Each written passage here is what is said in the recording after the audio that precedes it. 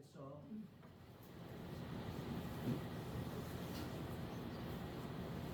정하신 것이라 이날에 우리가 즐거워하고 기뻐하리로다. 여호와여 구하옵나니 이제 구원하소서. 여호와여 우리가 구하옵나니 이제 형통하게 하소서. 줄인 자에게는 양식으로 채우시며 목마른 자에게는 생수로 만족을 주시는 하나님 아버지, 이 거룩한 주일 아침에 저희는 시냇물을 찾는 사슴과 같은 심정으로 성전에 나왔습니다. 사랑이 많으신 하나님, 예배하는 이곳에 영생하도록 솟아나는 샘물을 허락하셔서 우리의 영혼으로 참 만족을 얻게 하여 주옵소서. 오늘 세우신 이 목사님을 통하여 하늘에서 내리는 풍성한 만나로 먹여주셔서 우리의 심령을 배부르게 하여 주옵소서. 걱정과 근심을 모두 내려놓고 예수님만 의지하오니 세상이 줄 수 없는 평안으로 채워 주옵소서. 예배를 위해 수고하고 봉사로 섬긴 봉사자와 순서자, 찬양단 위에 한없는 은총을 내려주시고 예배하는 모든 이들의 기도를 들어 주옵소서. 예배의 모든 순서를 주관하시고 영광이 되게 하여 주옵소서. 예수 그리스도의 이름으로 기원하옵나이다. 아멘. 나는 전능하신 아버지 하나님 전지의 창조주를 믿습니다. 나는 그의 유일하신 아들 우리 주 예수 그리스도를 믿습니다. 그는 성령으로 인되되어 공정령 안에 태어나시고 본들에게 고난받아 십자가에 못 박혀 죽으시고 장사된 지 사흘 만에 죽은 자 가운데서 다시 살아나셨으며 하늘에 오르시어 전능하신 아버지 하나님 편에서 계시다가 거기로부터 살아있는 자와 죽은 자를 심판하러 오십니다. 나는 성령을 믿으며 거룩한 공교회와 성도의 교제와 죄를 용서하는 것과 몸의 부활과 영생을 믿습니다. 아멘. 할렐루야. 아멘. 주님같이 내 마음을 만지는 분은 없습니다. 아멘. 우리 이 시간 주님의 자비에 감사하며 주님밖에 없노라고 고백하며 나아가길 소망합니다. 아멘.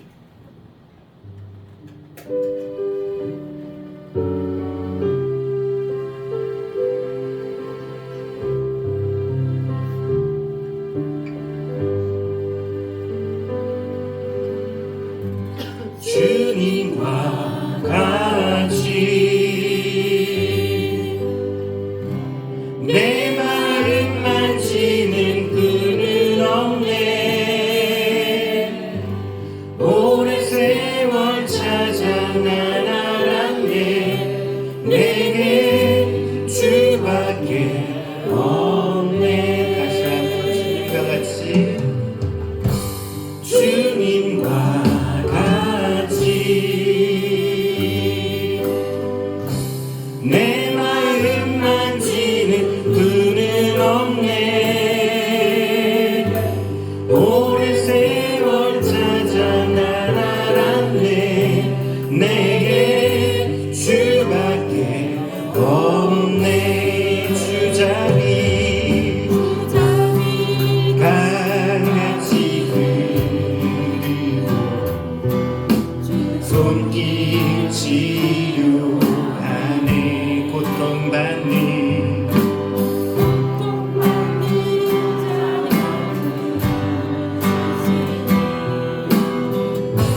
주밖에 없네. 주님과 같이 내 마음 만지는 분은 없네.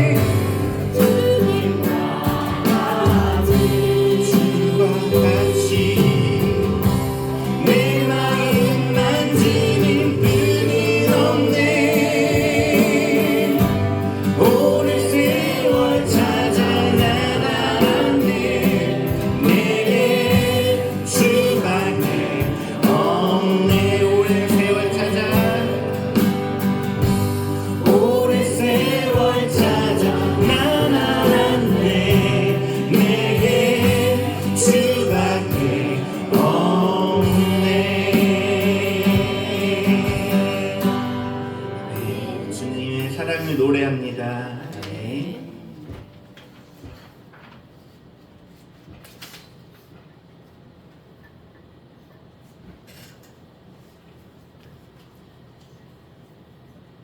우리 이 시간 기쁜 마음으로 주님의 영원한 사랑을 찬양하길 소망합니다.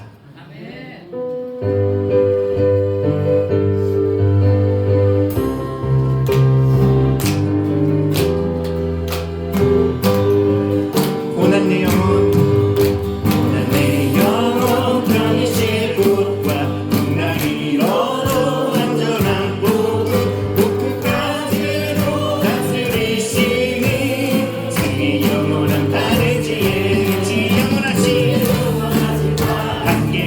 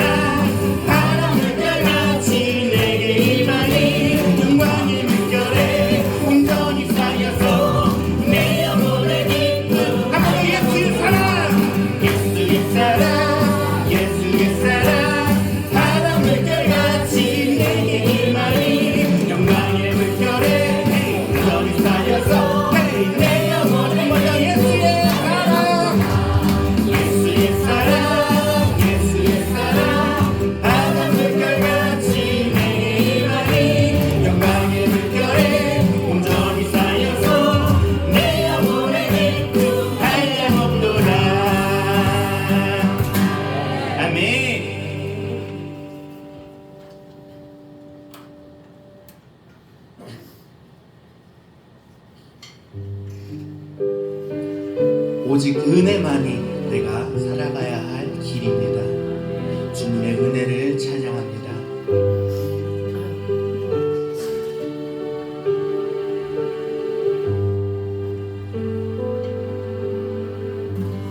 은혜 아니면 살아갈 수가 없네. 복음마저도 다 주의 것이니 세상 평안과 위로 내게 없어도 예수 오직 예수뿐이네. 다시 한번 은혜 아니면 살아갈 수가 없네. 복음마저도 다 주의 것이니 세상 평안과 위로 내게 없어도 예수 오직 예수뿐이네. 신교회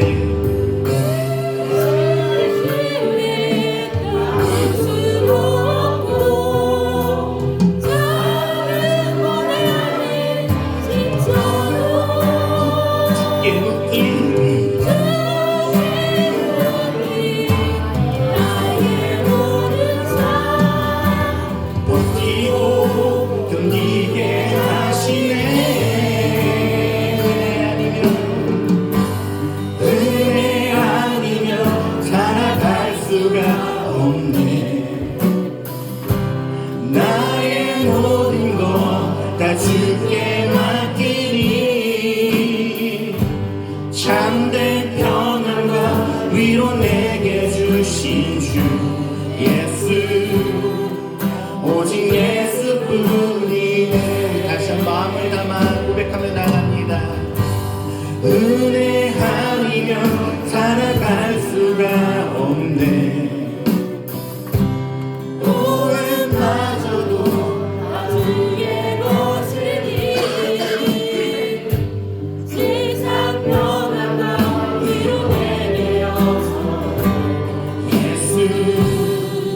오직 예수뿐이 은혜 아니면 살아갈 수가 없네. 복음마저도 다 주의 것이니 세상 평안과 위로 내게 없어 예수 오직 예수뿐이네.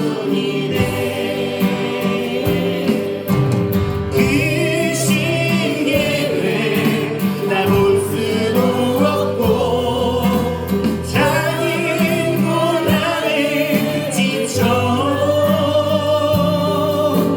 주께 묻기 나의 모든 삶 버티고 견디게 하시니 다시 한번 그 신기회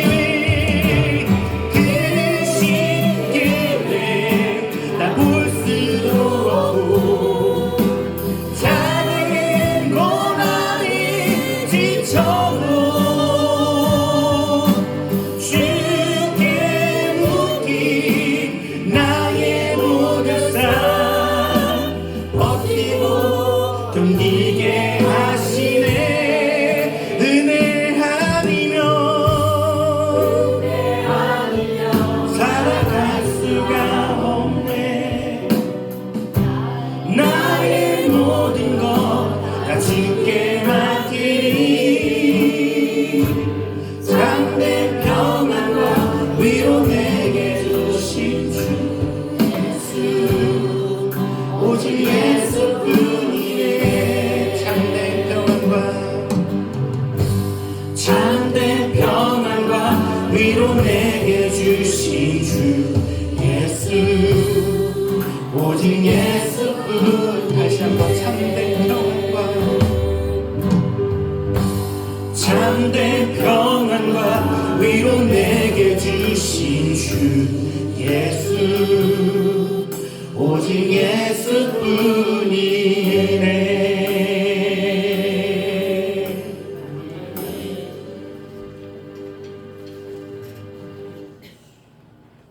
이 시간 예배 위해서 박기수 권사님 기도 인도하시겠습니다.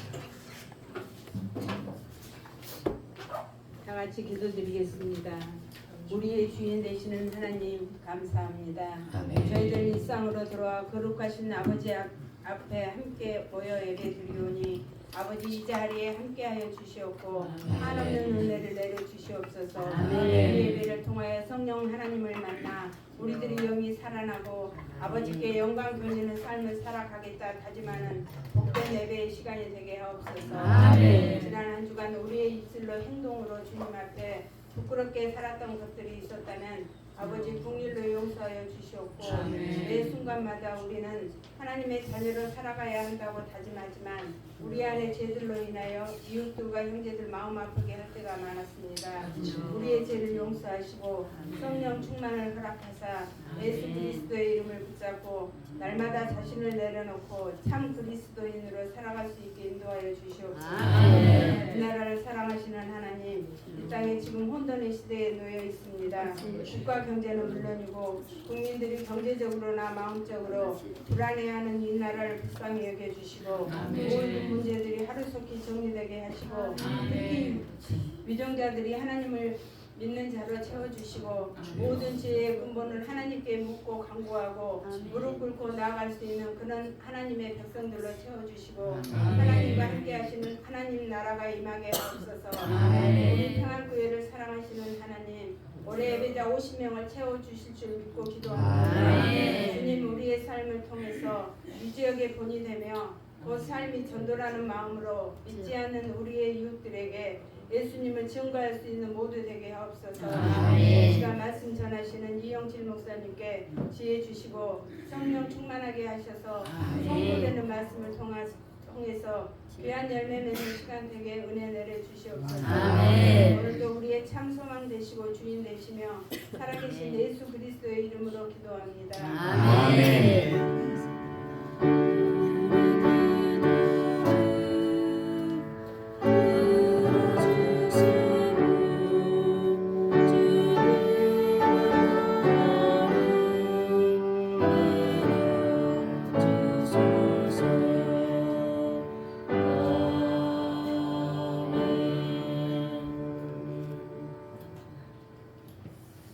우리에게 주신 하나님의 말씀 출애굽기 15장이 됩니다.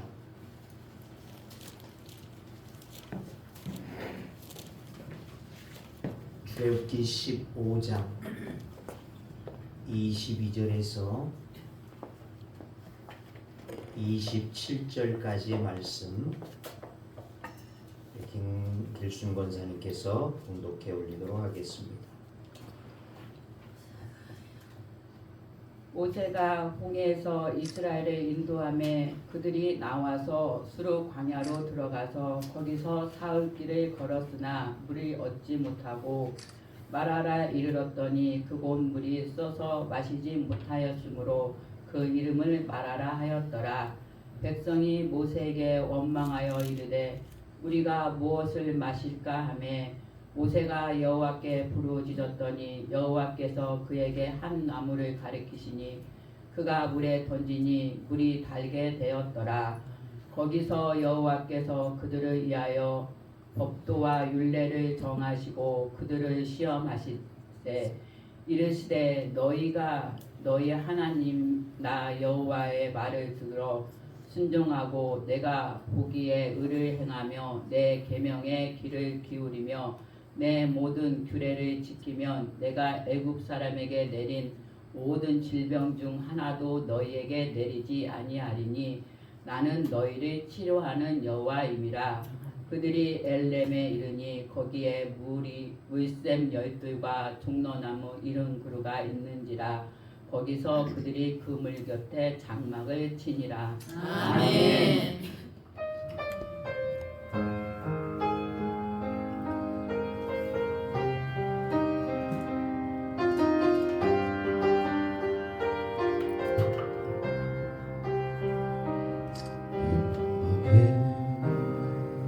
재앙에서 날 구하신 주님 앞에 간절한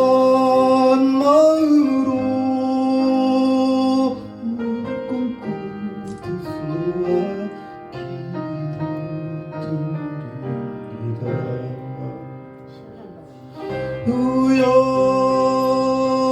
주여 들어주소서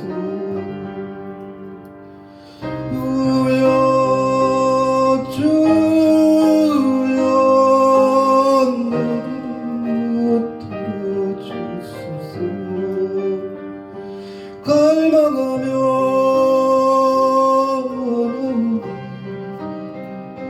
내 기도 들어주소서 적막한 길 걸어갈 내 주여 나와 주소서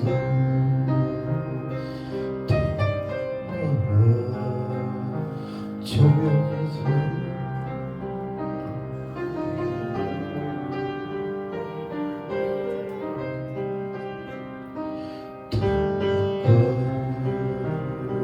정욕해서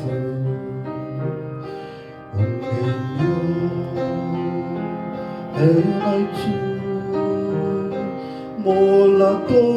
몰랐던 지난 날을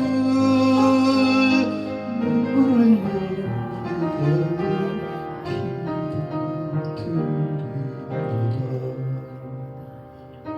우여 주여 내게 들어주소서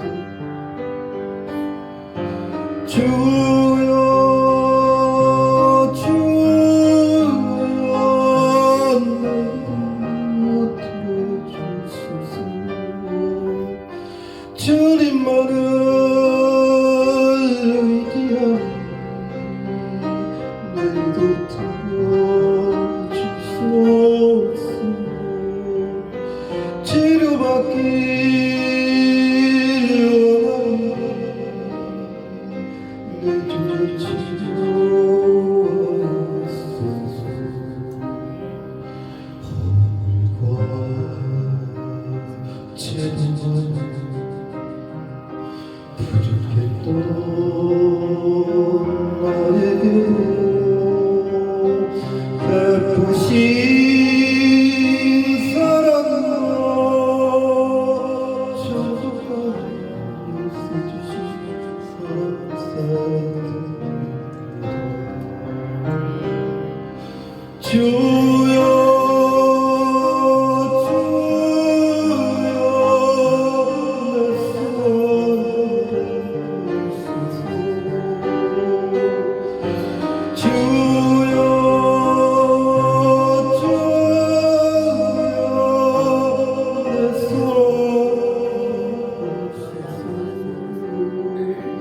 이 생명이 더하고 주님을 전하라 주님 품에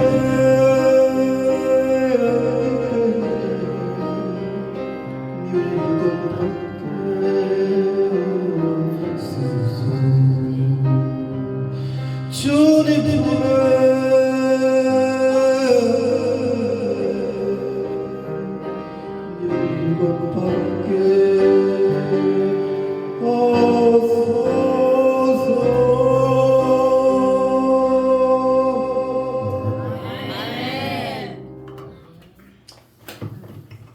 이제 목사님 나오셔서 주신 말씀으로 한 나무 라는 말씀 주실 때 내 시간 되시기를 바랍니다.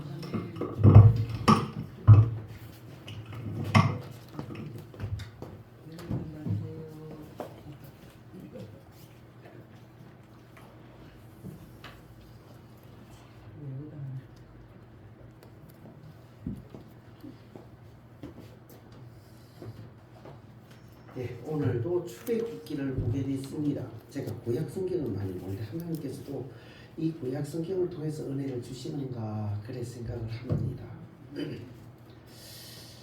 늘 똑같은 말이지만 하나님께서 참 이 우리에게 신령한 은혜를 주시는 것 같아요. 저는 그건 우리 성도님들이 늘 기도하고 소원하는 바가 있으니까 하나님께서 저의 입을 열어서 이 말씀을 주시는가 생각을 합니다. 성경은 그 기록된 것이 쫙 이렇게 동영상을 찍듯이 찍어 놓은 것이 아니고 한 토막 한 토막 이렇게 끊어서 사진처럼 그렇게 기록해 놨어요. 예를 들면 노아가 방주를 지을 때 보면 다른 거 다 없어요. 500년 동안 노아가 어떻게 살았는지 그냥 하나님 앞에 의인이었다 이런 말만 써놨지 아무런 거 없다가 600세 될 때 이제 홍수가 났거든요. 그러니까 120년 동안인지 정확하게는 모르지만 어쨌든 그 앞에 한 100년 동안 그 방주를 지었으니까 한 500세 정도 될 때 그때 이전에는 아무런 게 없다가 500세 될 때 하나님께서 노아에게 방주를 지어라 말씀하시고 그리고 또 방주를 짓는 것도 뭐 얼마나 그 복잡하겠습니까? 나무를 어디서 얼마나 많이 어떻게 가지고 와서 그걸 어떻게 만들었다 이런 거 없고 그냥 옛날에는 뭐라고 했습니까? 지금은 고페르 나무를 하거든요. 고페르 나무로 방주를 지었더라. 얼마만큼 크게 지었더라. 이것만 딱 써놨어요. 그리고 나서는 600세 홍수가 났다. 써놓고 그리고 홍수 이제 그동안에도 많은 일들이 있었겠지만 필요한 것만 딱딱 몇 개 써놓고는 끝을 냈어요. 아브라함도 75세에 하나님 앞에 부름을 받습니다. 그 이전은 기록이 없어요. 그리고 나서 또 몇 년간 대충 있지만은 이제 10년 후 그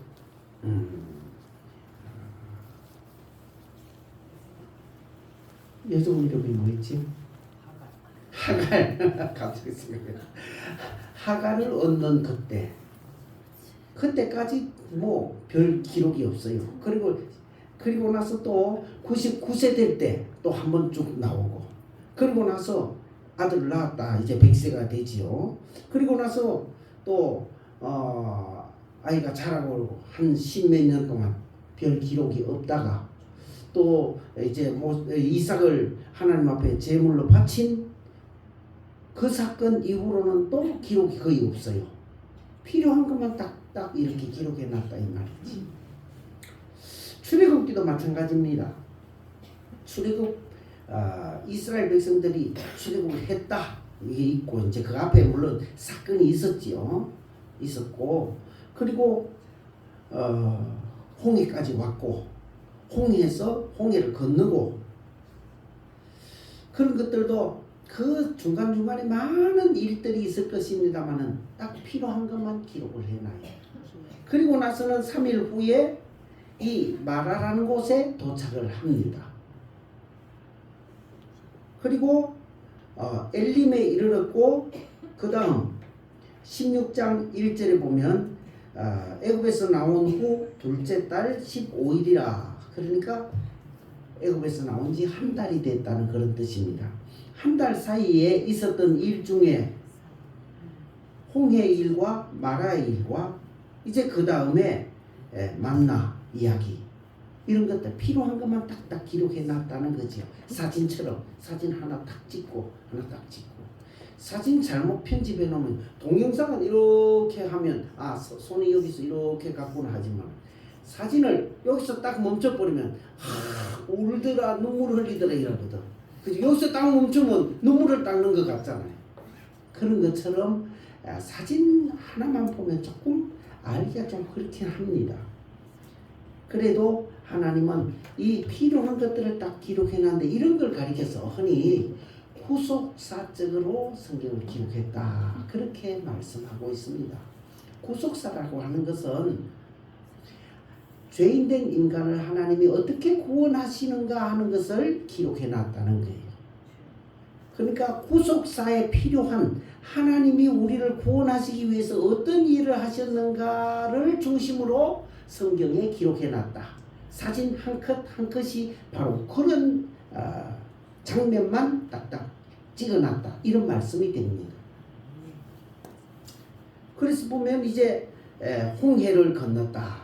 저 고린도전서에 가면 구름과 바다를 지나면서 그 아래에서 세례를 받았고 이래서 놓거든요. 중요한 말이에요.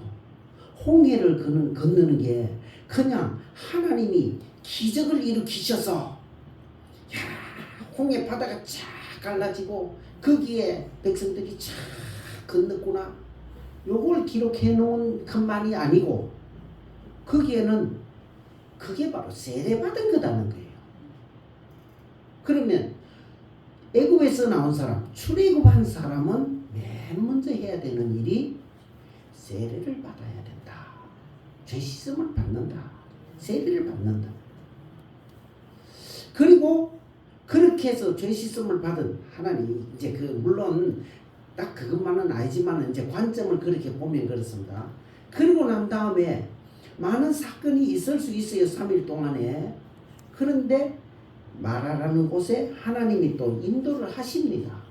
이 마라에 온 것이 하나님이 실수해서 이곳으로 잘못 인도한 것이 아니고 딱 하나님이 필요해서 마라라는 곳을 미리 아시고 거기에 오게 하셨다는 말씀인데요. 물이 선물이었어요. 그래서 그 물을 마실 수가 없으니까 사람들이 원망을 합니다.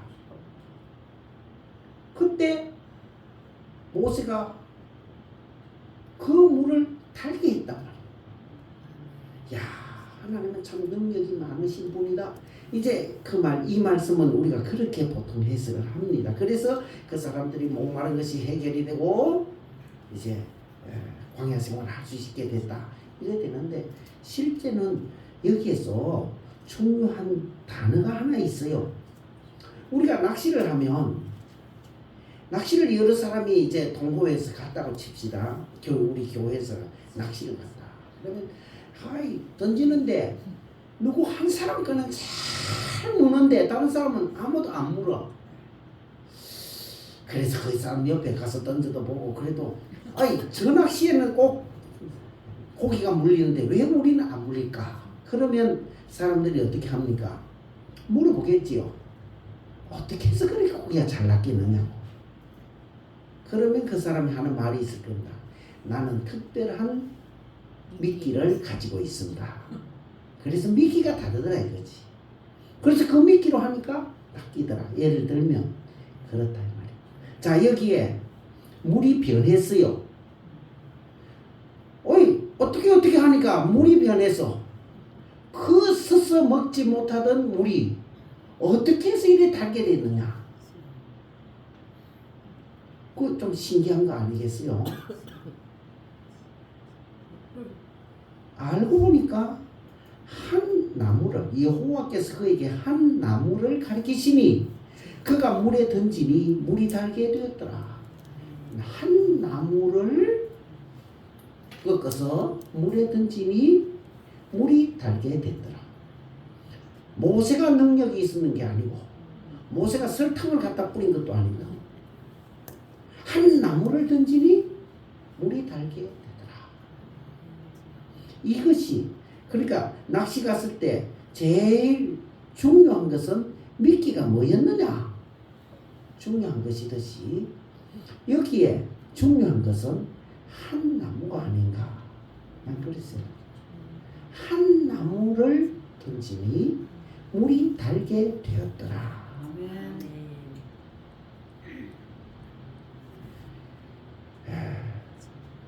그 나무가 무엇이었을까? 그래서 제가 생각을 해봤어요. 그 나무가 어떤 나무였길래 그 나무는 던지니까 이렇게 됐을까? 그래서 야곱이 그 양의 새끼를 알록달록한 거, 검고, 아롱진 거 뭐 이런 것이 나오잖아요. 그것을 위해서 술을 썼어요.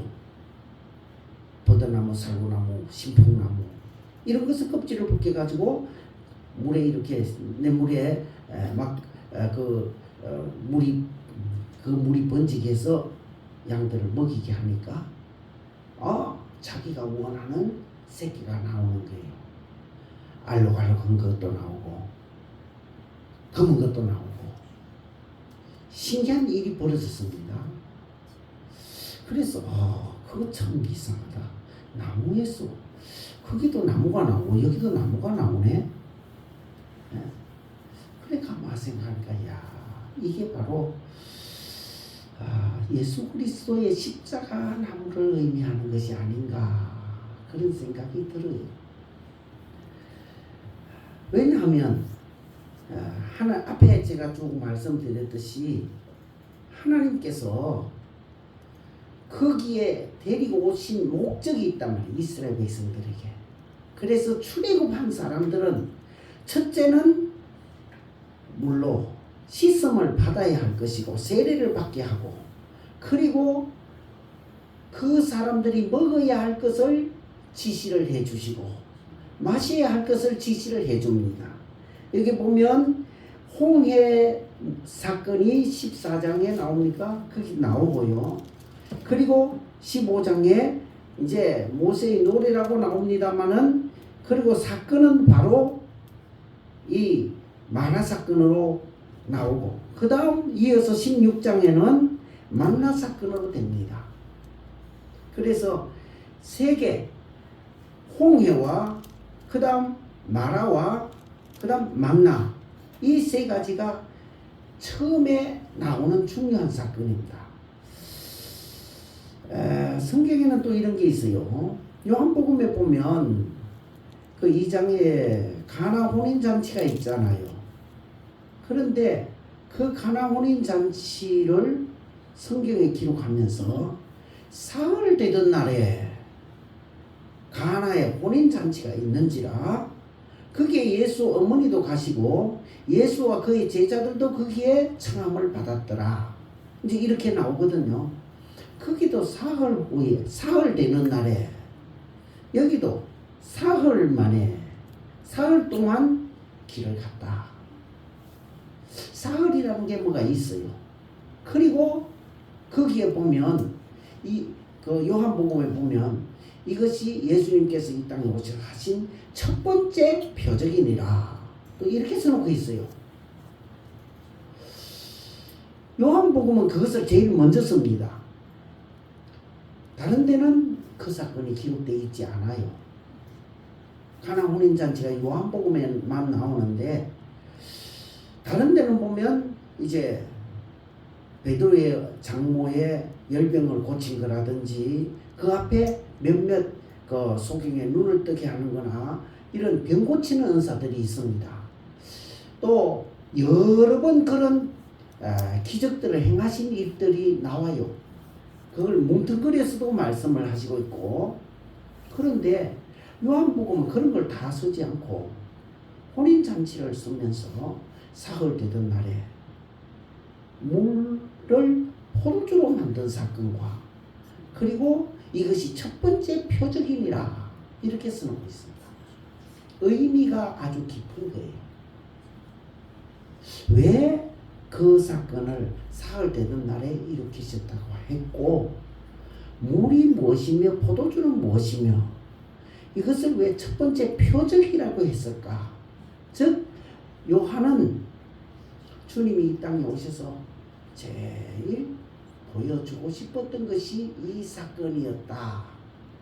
아마 그런 뜻으로 썼을 것 같아요. 하나님께서 이스라엘 백성들을 이제 출애굽을 시켰습니다. 사실 출애굽하기 이전에 400년 동안 거기 애굽에 살 때 그 사람들은 하나님을 섬기는 법을 잘 몰랐습니다. 늘 종살이만 하고 또 이런 안식일을 지킨다든지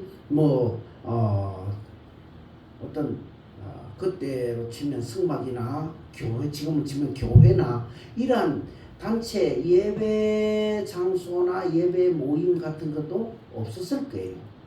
전혀 없고 하나님을 알기는 알지만 전에 듣긴 들었지만 하나님은 어떤 분이신지 그리고 어떻게 섬겨야 하는지에 대한 건 전혀 몰랐습니다. 모세가 이제 광야에 나와서 성경을 기록하고 가르쳐주는 그 이후로 기독교의 모든 이 예배의 그 전례 또는 하나님을 섬기는 모든 방식들이 정해지게 됩니다. 그래서 저는 출애굽기는 바로 그런 전혀 하나님을 모르는 사람들에게 하나님을 어떻게 섬기는가를 가르쳐주는 교과서다. 그렇게 말하고 있고 당시의 이스라엘 백성들은 현장 체험 학습을 한 사람들이다. 그 사람들은 아직 모세의 이걸 몰라요. 모세 오경을 모릅니다. 그때는 아직 성경이 바로 기록돼가 뭐 선포되고 이런 게 아니고 그냥 모세가 홍해를 데리고 가고 마라를 데리고 가고 아말렉과의 전투를 하고 또 그 다음에 이제 십계명을 받아오고 뭐 하는 게 있습니다만은 하여튼 하나님을 어떻게 섬기는지를 전혀 모르던 이 사람들에게 하나님을 이렇게 섬기는 것이다 하는 것을 가르쳐 주면서 제일 먼저 데리고 간 게 홍해였다는 것이고 그 다음에 데리고 가고 싶었던 곳이 마라였다는 것이에요. 그래서 하나님의 부르심을 받아 나온 사람들이 해야 될 제일 중요한 이런 세례와 바로 이 앞으로 너희는 어떤 물을 마시며 어떤 음식을 먹어야 되는가 하는 것을 가르쳐 주는 것이 아닌가 생각을 합니다. 하나님이 주시는 물을 마셔야 되고 하나님이 주시는 떡을 먹어야 된다. 그래서 광야 40년 사는 동안은 자기들이 농사를 하지 않았습니다. 그저 가만히 있어도 하늘에서 내려오는 만나만 먹고 살았습니다. 이것은 하나님께서 너희는 앞으로 내가 주는 것만 먹고 내가 주는 것만 마시라 이런 것이었다고 생각이 돼요. 그 중에서 중요한 게 바로 이 것인데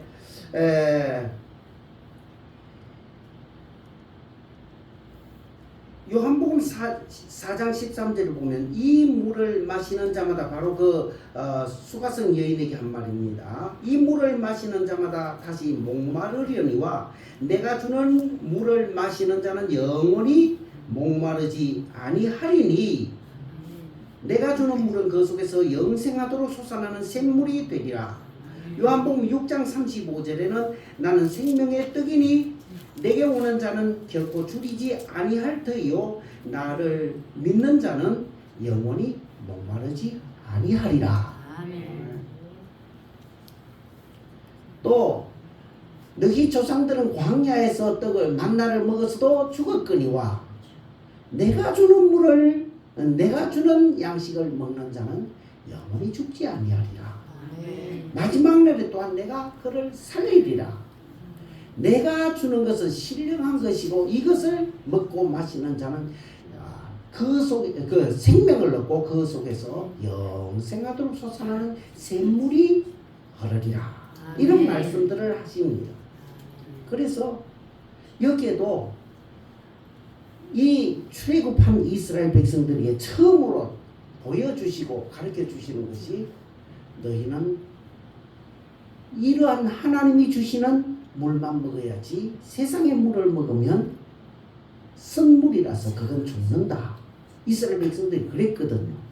그 물을 마셔보니까 물이 있다고 해서 마셔보니까 썩물이라서 이건 먹으면 죽겠다. 도저히 못 먹겠다. 하나님이 그렇게 하셨어요. 사실 그런 물이 잘 없잖아요. 그런데 그때 그렇게 하셨어.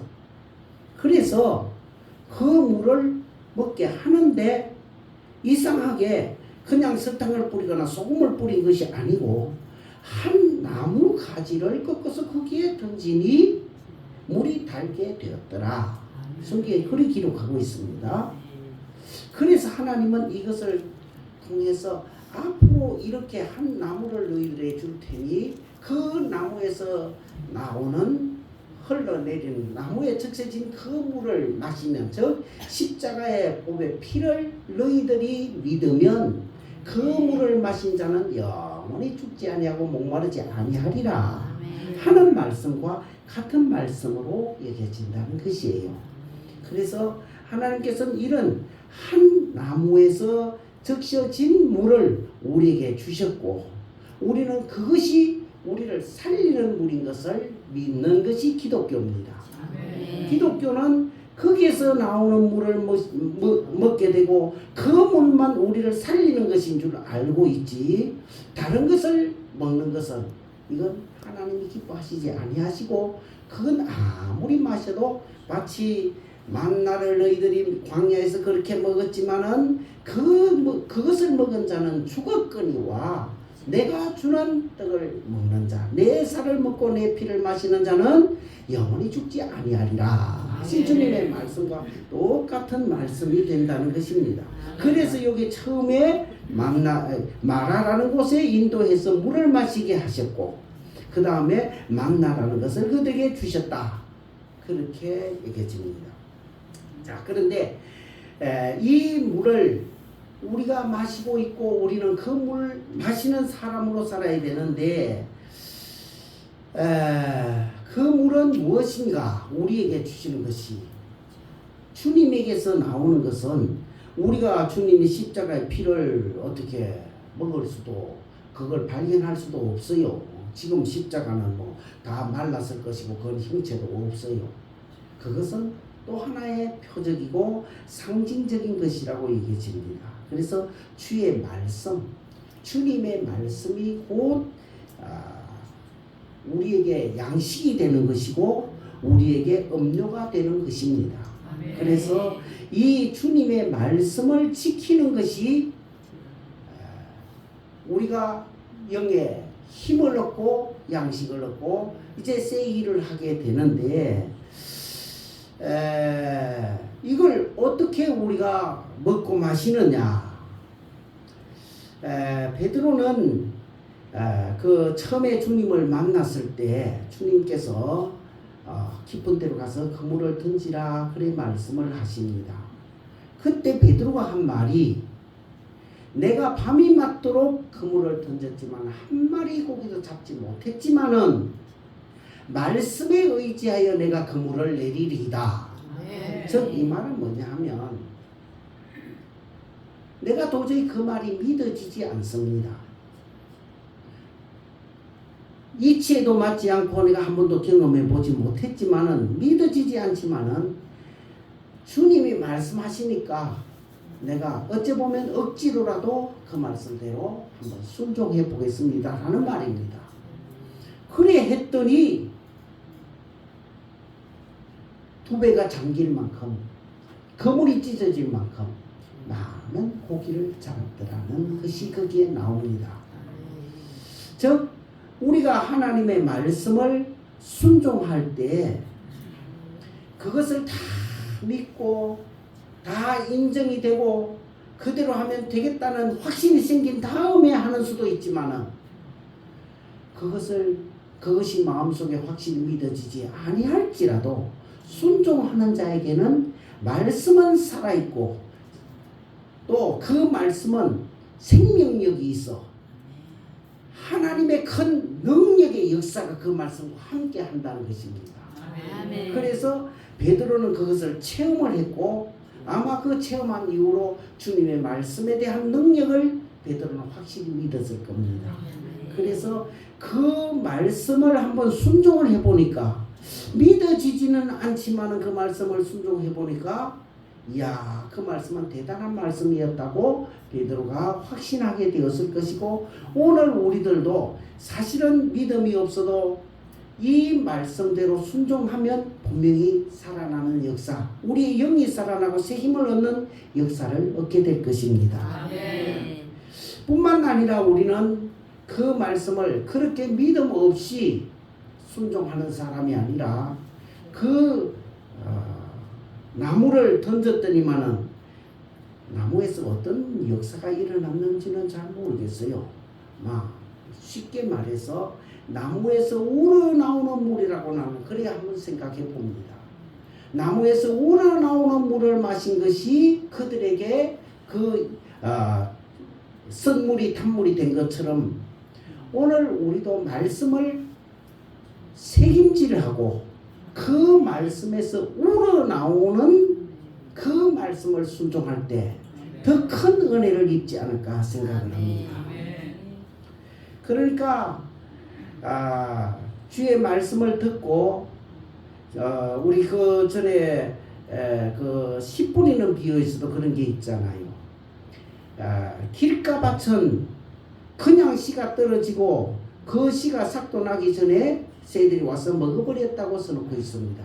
그러나 돌밭은 뭐라고 썼느냐 하면 기쁨으로 말씀을 받되 이렇게 써놨거든요.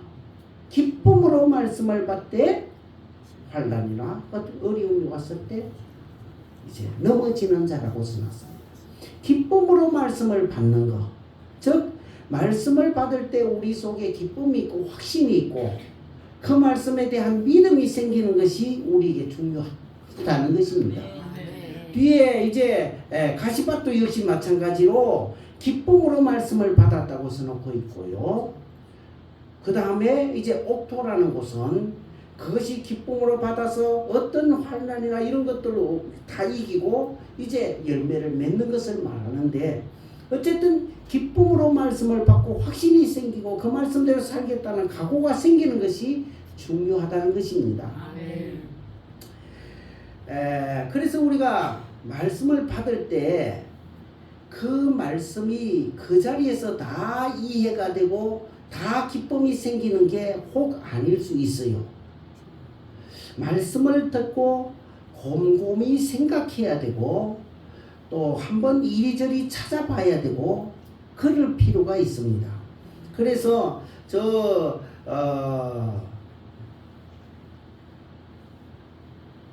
그 어디 사람입니까? 제가 머리가 좀 됐어요. 더 신사적이어서 베레아 사람들은 더 신사적이어서 말씀을 받고 그 말씀을 묵상하고 돌아가서 그 말씀을 깊이 생각하면서 기도했다는 의미가 될 것입니다. 그래서 우리가 말씀을 받을 때 깊이 생각하고 묵상하는 것이 중요하다. 그 자리에서 은혜가 안 되더라도 목사님이 그때 하신 말씀이 어떤 뜻인가를 깊이 생각하고 묵상하면 하나님이 은혜를 주신다. 그래서 저는 과거에 그렇게 했었어요. 사실 그 한번 그렇게 옛날에 설교한 적도 있는데, 야구는 9회 말로서 끝나는 게 아니고 이제 야구가 다 끝난 뒤에 안 믿는 사람들은 이제 그 포장마차에 들어가서 한잔 하면서 1회가 어떻고 2회가 어떻고 누가 어떻게 했고 그 감독이 작전 지시를 어떻게 했고 선수 교체를 어떻게 했고 그래서 그런 걸 다 하고 난 다음에 앞으로는 이렇게 해야 되겠다, 아니면 이런 팀이 됐으면 좋겠다 하고 하는 말들이 흔히 있고, 그 다음에 바둑을 두는 사람들도 꼭 복기라는 것을 합니다. 바둑이 뜨고 아이고 끝났다, 이겼다, 졌다, 이게 끝이 아니고 내가 어떻게 해서 졌는지, 저 사람은 어떻게 해서 이겼는지, 그 수가 참 묘수다고 처음부터 하나 둘 돌을 다시 다 놓는데요. 그래 다 놓고 그 다음에 여기에서 이 사람이 요렇게 한 것이 이기는 그 출발점이 됐고 나는 요거 때문에 지게 됐구나 하는 것을 확실히 알게 된다는 것입니다. 그래야 그 사람들이 이제 발전이 있어요. 신앙도 마찬가지로 우리가 여기서 기쁨으로 듣고 끝나버리면 흘러떠내려 보내는 게 될 것입니다. 그래서 그 말씀을 깊이 묵상하면서 그 말씀을 내 마음속에 받아들이면 거기에서 이제 사실 나에게 필요한 새로운 말씀으로 성령님이 은혜를 주십니다. 저도 그런 것이 참 많아요. 요즘도 이제 저는 설교를 듣는 입장이잖아요. 그래서 듣는데 그냥 들을 때 그 말씀에 대해서 내가 묵상을 합니다.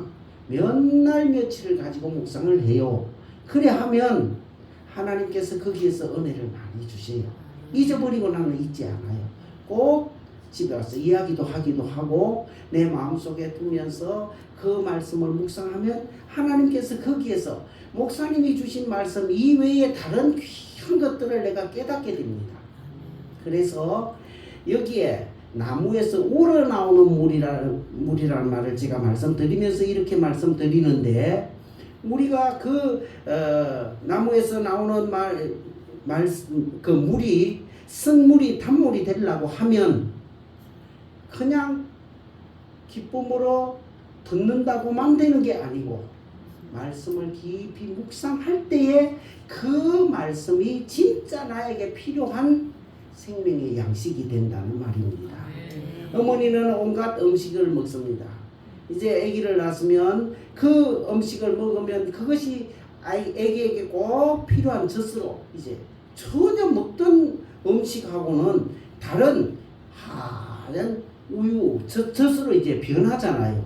그것처럼 우리가 말씀을 듣고 성경을 보고 이렇게 해서 뭔가 내 지식으로 샀지만은 그걸 깊은 묵상 가운데 있으면 하나님께서 보한 우유로 새로운 양식으로 나에게 주신다는 말입니다. 그것을 먹는 사람은 진짜 선물이 아니라 단물을 발견하게 될 것이고, 그 단물을 먹은 사람들은 그 영이 새롭게 생동하는 것을 느끼게 될 것입니다. 그래서 이 단물을 먹는 사람, 예수 그리스도의 그 귀한 말씀을 우리가 그냥 받으면 어쩌면 그거는 선물같이 보일 수도 있고 나에게 아무런 맛이 없는 그런 무미한 물로도 혹시 여겨질 수 있을 것입니다. 그러나 말씀을 묵상하거나 또는 앞에 말씀드렸듯이 내가 믿어지지 않지만 그 말씀대로 순종을 하든지 하면 거기에서 하나님께서 우리에게 새로운 양식을 주시고, 그 말씀이 진짜 여기에 있는 것처럼 단물이 된 것처럼 단물로 변화시켜 주신다는 것입니다. 이 단물을 먹는 사람이라야만 믿음이란 게 진짜 생기고요, 요 사람이라야 신앙에 힘이 생기는 거예요. 이게 없으면, 이 단물을 먹지 못하면 늘 선물만 먹게 돼요. 늘 선물만 먹은 사람은 입에서 선말만 나와요. 믿음 없는 사람들은 교회를 다녀도 선말만 나온다고. 믿음의 말, 단말, 다른 사람에게 은혜를 주는 말, 힘을 북돋아주는 말이 나오는 게 아니고 선말이 나온다고. 그래서 나에게서 선말이 나오느냐, 단말이 나오느냐, 선물이 나오느냐, 단물이 나오느냐, 이것을 보면 내가 지금 단물을 마신 사람이구나, 선물을 마신 사람이구나 하는 것을 알게 됩니다. 우리에게서 선물이 아닌 단물이 나오기를 바랍니다. 그것은 말씀을 듣는 것이 중요하고 읽는 것이 중요하고, 더 나아가서는 순종하는 것이 중요하고, 더 나아가서는 묵상하는 게 그만큼 중요하다는 걸 꼭 기억합시다. 그래서 묵상해서 주시는 하나님의 그 성령의 또 다른 뜨거운 느낌을, 그걸 받으면 말씀이 이해가 돼요. 말씀이 어떤 말씀인가를 그때야 깨닫게 됩니다. 말씀만 깨달아지는 것이 아니라 내가 어떻게 살아야 될까 하는 것을 하나님은 가르쳐주고요, 영적인 힘을 얻게 됩니다. 이게 단물을 마신 사람들입니다. 거기에 성경에 보면 27절까지 오늘 읽었는데, 그들이 엘림에 이르니, 그 물을 마시고, 성경은 이상하게 기록해놨어요. 엘림에 이르는데 거기에는 12 종려나무와 불샘 12과 종려나무 이런 거가 있었더라. 사실은 이건 오아시스 같은 것이고요, 천국 같은 것입니다. 그걸 왜 기록해놨을까? 거기에 대해서 더 이상, 그러면 거기에서 평생 살게 하든지. 그런데 거기에 아마 있었던 것은 한 보름이나 20일이나 그 정도밖에 안 됐을 거예요. 근데 왜 그걸 거기다 기록해 놨을까? 앞에 그 단물을 마신 자는 그 영혼이 소생되어서 이런 천국과 같은 삶을 살게 될 것이라는 것을 보여주는 것이 아닌가 생각을 합니다. 그래서 우리가 이 단물을 마시고 항상 우리 속에 하늘나라가 이루어져서 기쁨으로 신앙생활하는 그런 우리가 돼야 되겠다. 성경은 그것을 가르쳐주고 있다 하는 것을 보아지면서 우리가 선물 마시는 사람 되지 말자. 그건 어디서 나오느냐? 한 나무에서 나온다. 주님을 생각할 때 주의 말씀에서만 우리를 달게 하는 이 단물이 나온다는 거 기억하고, 어쨌든 다시 말씀드리지만 우리의 입에서 선물이 나오고 우리의 모든 행동에서 선 행동이 나오지 아니하고 단물이 나오고 단물을 다른 사람에게도 증거해주는 그런 평안교회가 되면, 아까 박 권사님 기도할 때 원래 뭐라고요? 예배자 50명. 50명의 역사가 거기서 이루어질 겁니다. 여기서 단물을 먹고 단물을 내놓는데 열매가 안 나오겠습니까? 그죠?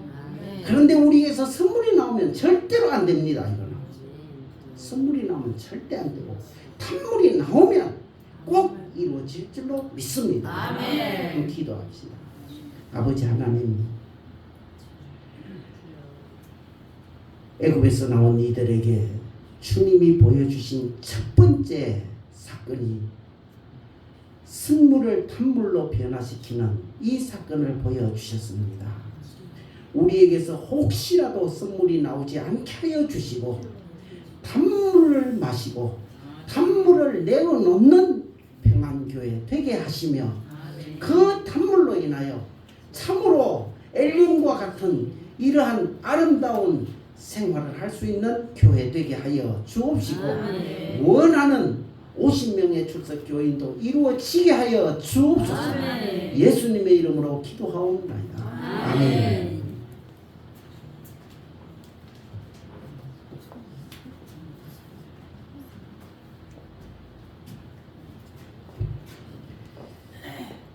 찬송 261장.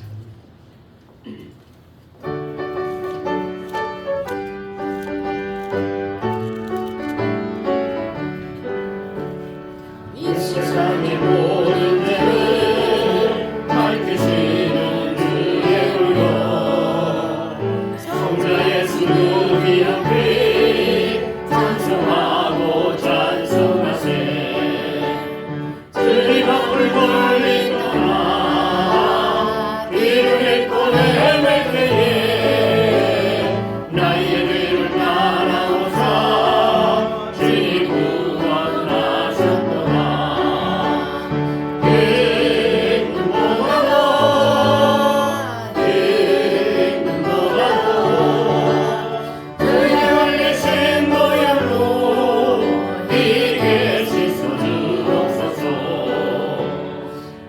왕을 쓰셨으니 피로 얼굴 굴르시고 십자가의 모든 것도 나를 위해 당하셨네.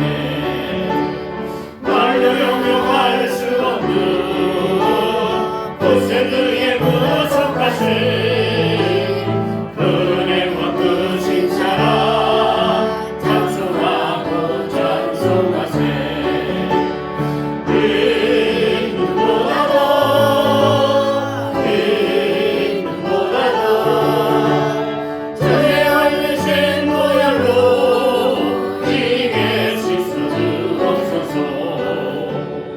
아버지를 멀리 떠나 다른 길을 저버리고 여러 가지 죄악으로 구름같이 되었으니 물 같은 것 가지고는 씻을 수가 아주 없네. 주여 귀한 고백비로 나를 정죄하옵소서.